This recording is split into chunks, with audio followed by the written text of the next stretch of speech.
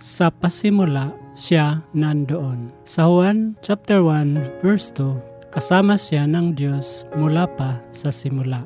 Sa verse 2 ay nagpapaalala sa atin na si Jesus ay palaging presente kasama ng Diyos mula pa sa simula. Siya ang walang hanggang salita, hindi nakatali sa oras, kundi ang lumikha ng lahat ng bagay. Ang katotohanan ito ay naghihikayat sa atin na magtiwala sa Kanyang hindi nagbabagong presensya sa ating mga buhay.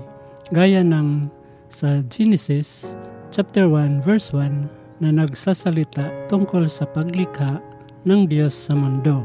Pinapakita ng Juan chapter 1 verse 2 na naroon si Jesus kasama sa paglikha ng lahat ng bagay. Siya ang walang hanggang pundasyon ng lahat.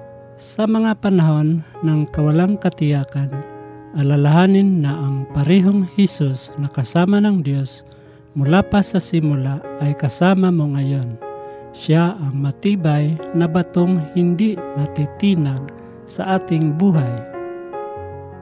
Panginoong Hesus, salamat sa pagiging kasama ng Diyos mula pa sa simula.